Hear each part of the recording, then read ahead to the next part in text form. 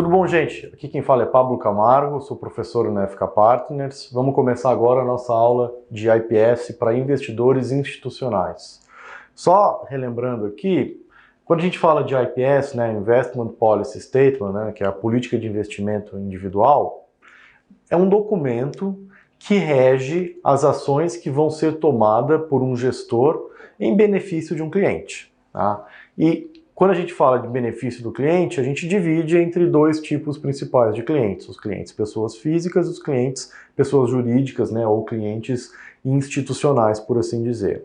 Quando a gente trata de gestão, né, de fazer um IPS para clientes institucionais, você tem uma série de entidades que são alvo, né, de IPS, né, que são feitos IPS para elas.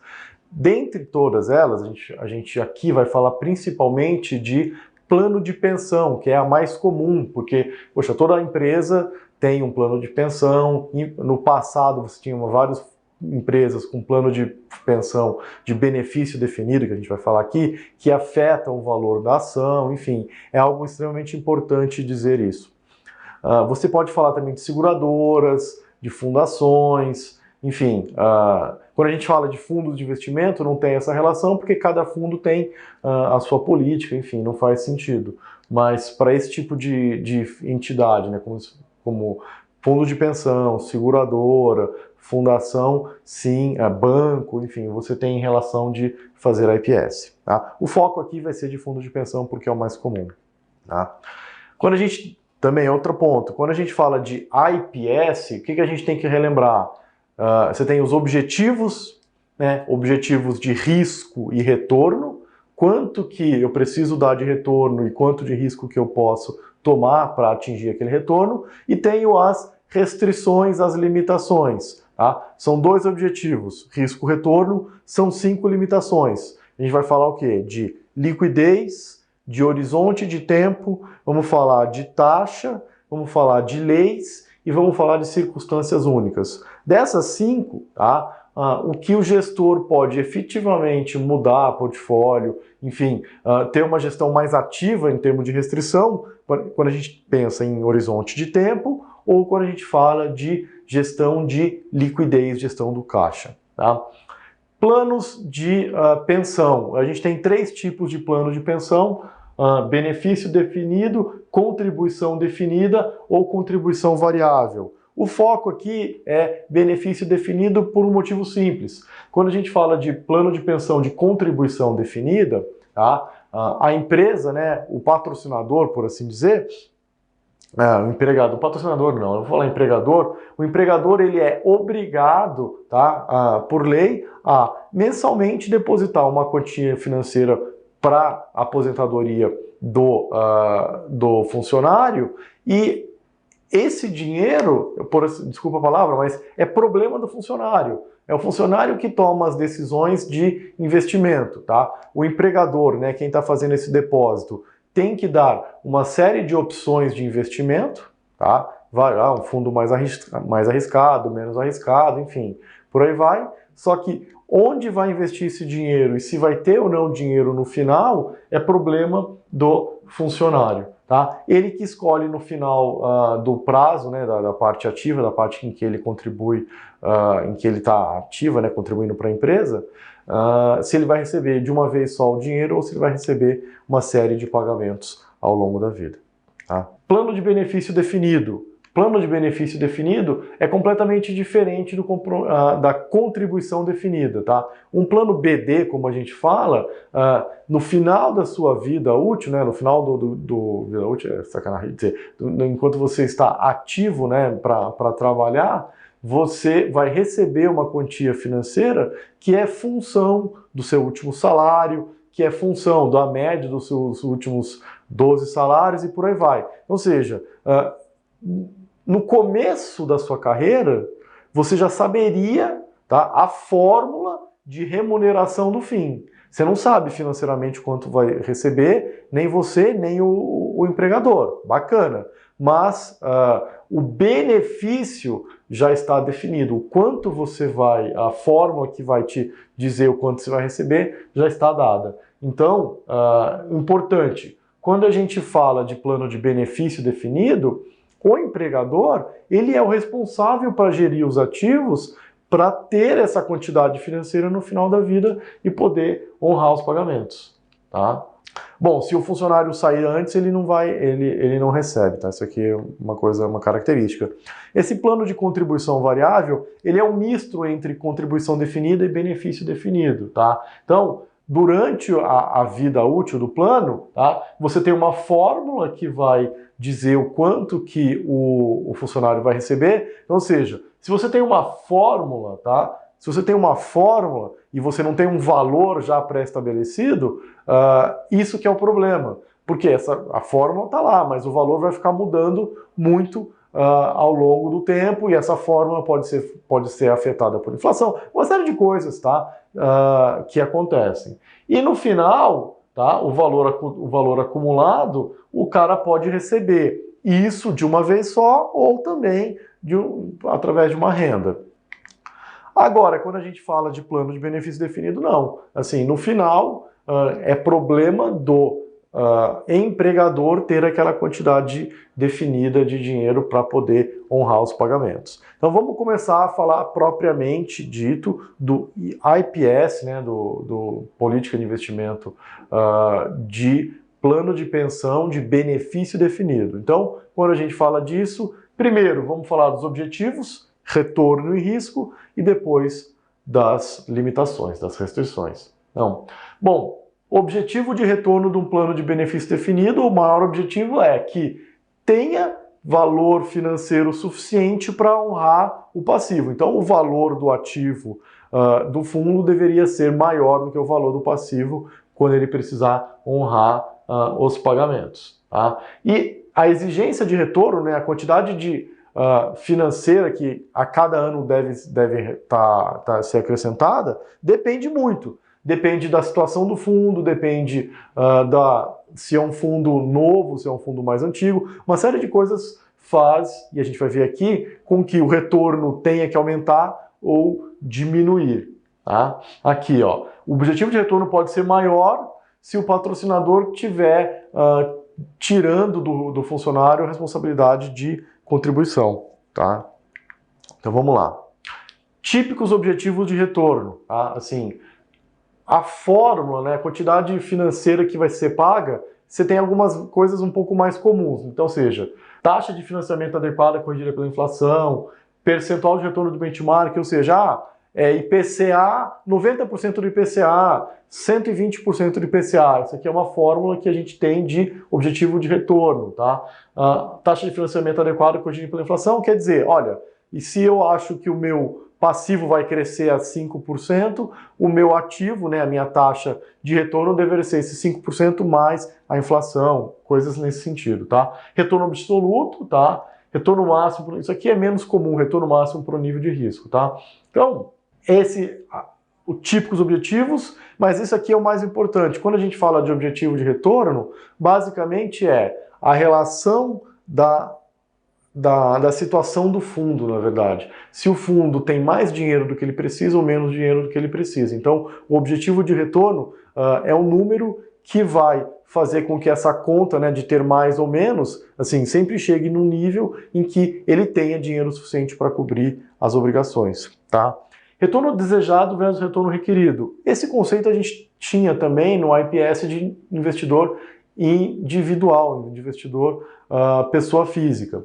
Qual é o conceito aqui? Olha, quem está fazendo a gestão do fundo, né, o empregador, ele pode querer, olha, se a gente tiver uma taxa de retorno de 10%, a gente consegue cobrir nossas metas e tem uma gordura aí de 5%. Poxa, isso seria excelente. Porque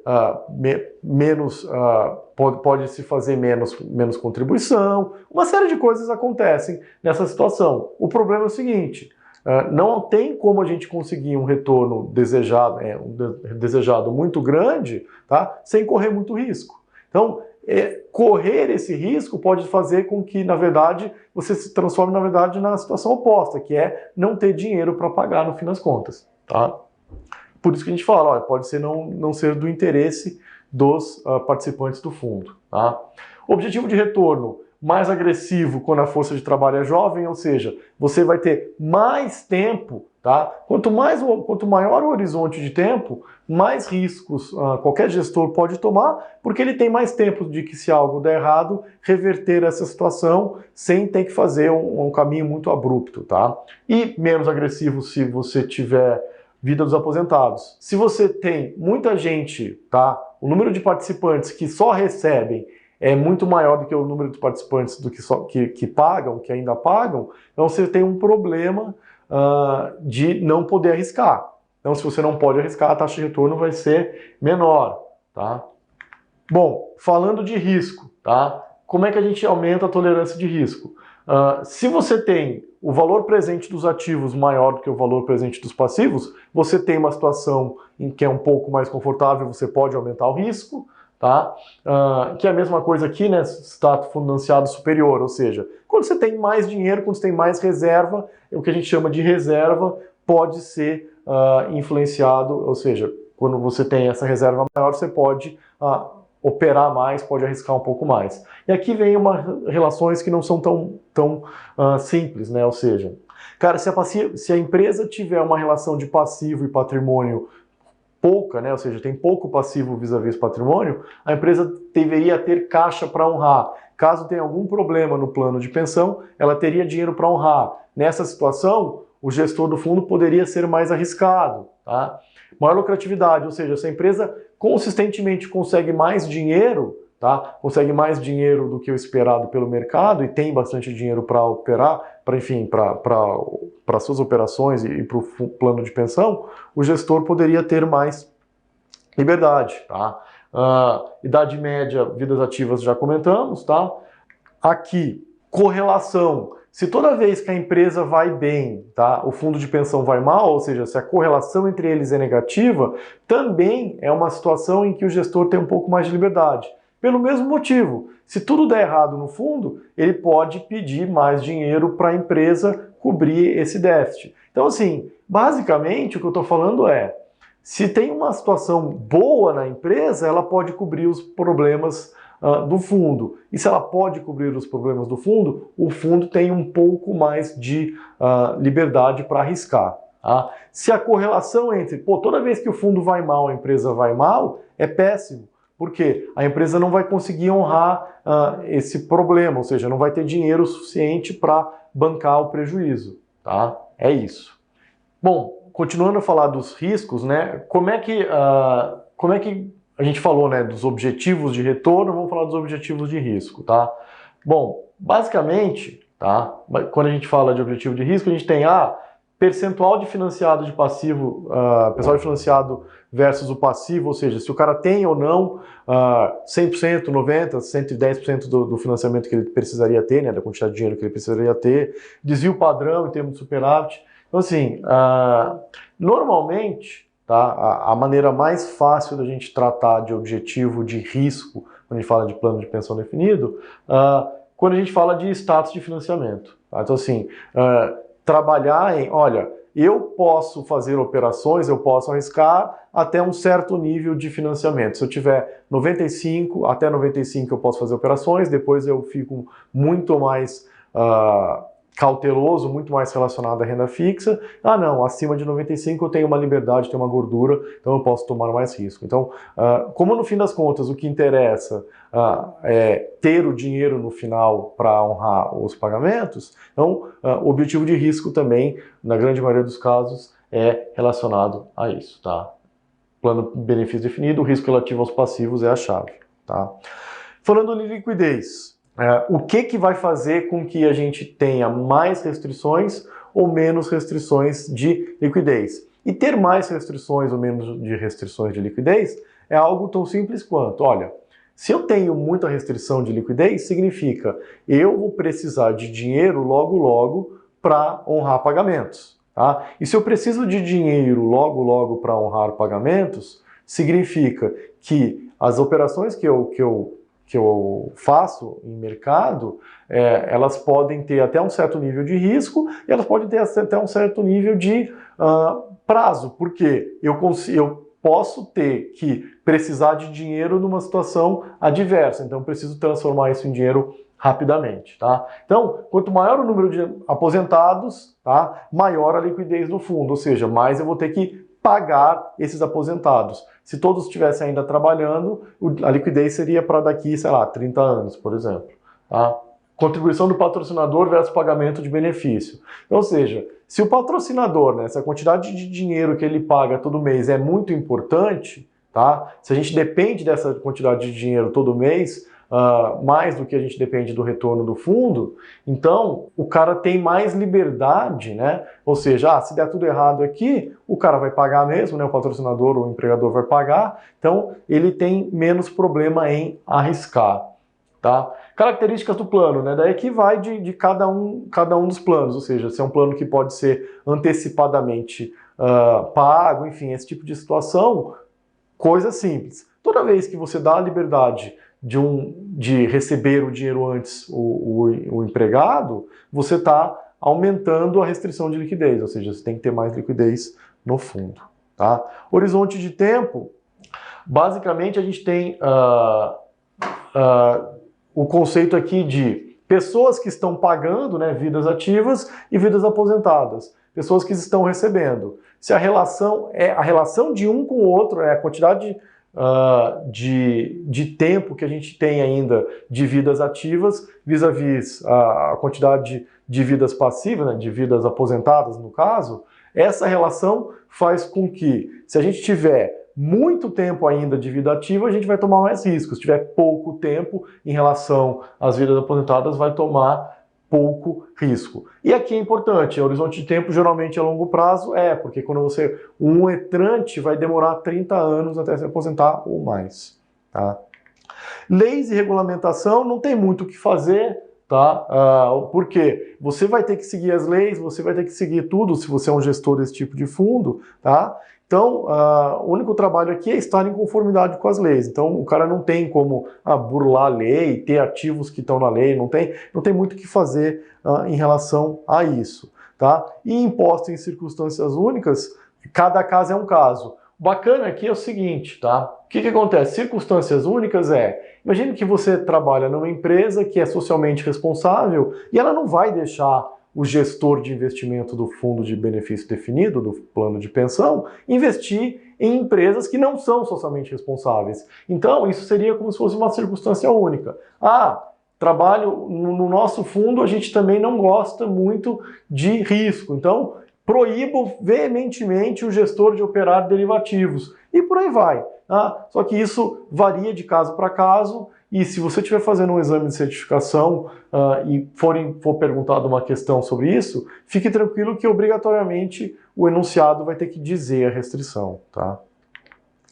Estado financiado de um plano de pensão, isso aqui, gente, todo o dia a dia, todo o problema ou não, né, ou solução de um fundo de pensão vem desse slide, que olha, se o gestor conseguiu, com investimento, contribuição da empresa, ter mais dinheiro, ter um superávit na quantidade de dinheiro que ele precisaria, ou seja, tenho mais dinheiro para cobrir o meu passivo, tenho menos dinheiro para cobrir o meu passivo, e aqui tem uma coisa interessante.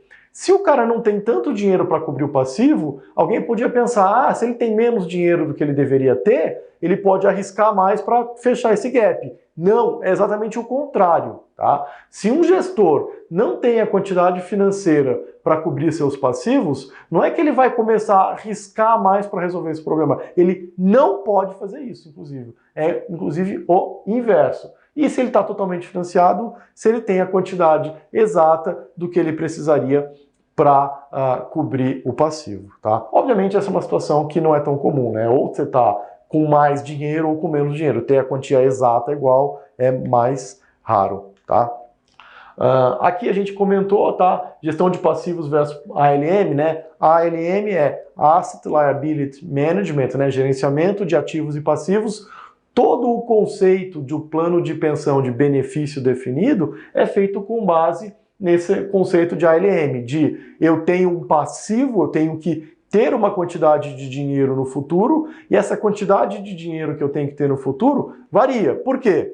Cara, imagine que, como a gente tinha comentado, A partir do momento que o cara estiver aposentado, ele vai receber 80% do último salário. Só que hoje, daqui a 30 anos, você não tem ideia de quanto vai ser 80% do último salário de um entrante hoje no plano. Você não tem ideia da inflação nos próximos 30 anos. Então, você não tem ideia de retorno dos ativos que você vai conseguir. Então, por conta de todas essas incertezas, que um plano de benefício definido é sim um problema na mão do gestor. Tá? E quando a gente fala de ALM, é isso, é o dia inteiro ele ficar fazendo premissas sobre quanto que ele vai precisar de dinheiro, qual é o passivo dele, para ir fazer um investimento em ativos para cobrir esse passivo. Tá? Metas atuariais, aqui a gente coloca só para mostrar para vocês terem uma ideia de números mais ou menos, mas você tinha metas atuariais no passado de 6%, tá? Teve uma baixa por conta da queda de juros aí até 4,5%, e isso é sempre revisitado. Por quê? Imagine que as taxas de juros, tem certos momentos em que as taxas de juros estão muito baixas. E com as taxas de juros baixas, os ativos também estão baixos, estão dando pouco retorno. Então, se você tem um plano de pensão que foi definido lá no passado com uma meta atuarial de, olha, eu vou te dar o retorno do IPCA mais 8%, danou-se, né? O gestor não consegue, não tem como, sem arriscar muito, conseguir cobrir esse déficit, tá? Então, é isso que a gente fala de metas atuariais. O mais comum, quando a gente fala de problema, né, de não conseguir fazer a fundação, é ou contribui mais, ou vai ganhar menos no final, não tem muito jeito, tá?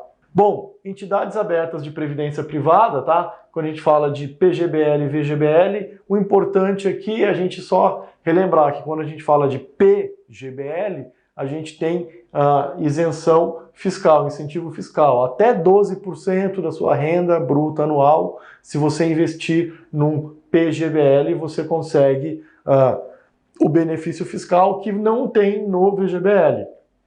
Diferença também. O PGBL tem esse benefício, mas você é tributado sobre o valor total retirado. No caso do VGBL, você é tributado só sobre o rendimento. Tá? Fazer uma continha aqui só para ficar claro para a gente os conceitos. A Rafaela investiu R$500 no começo de cada mês durante os últimos 20 anos em um fundo previdenciário. Ela ganha um retorno médio de 8% ao ano. Nesse investimento, qual o valor do fundo, o valor final do fundo das contribuições? É uma questão clássica de conta que a gente pode ter em certificações, que é, você sempre tem 5 variáveis, a gente recebe o valor de 4 variáveis e nos é pedido uma quinta. Tá? Aqui nesse caso, vamos lá, a gente tem o valor da variável inicial, ou seja, ela começou a investir 500, mas no início ela não tem nada, então o valor inicial é 0. O valor final é o que a gente quer calcular, tá? Os pagamentos, ele diz, é 500. Aqui tem uma sacanagemzinha, né? Uma coisa, begin. Por quê? Em todos os começos de período a gente faz o investimento de 500, tá? Então a gente tem que mudar a calculadora para o modo begin, tá? O número de períodos são 240 meses, porque estamos falando de 20 anos de contribuições mensais, então 240 períodos, e pelo mesmo motivo, tá, a gente não usa 8% aqui, porque 8% é ao ano, e a gente quer um rendimento ao mês. Então, na verdade, é 0,64 ao mês. Então, fazendo a conta, a gente chega que o valor final são esses R$286 mil. Só relembrando para vocês, alguns outros investidores institucionais que nós temos. Seguradoras, fundações, bancos também são considerados, tá? Então, é isso, gente. Muito obrigado pelo tempo de vocês. Grande abraço.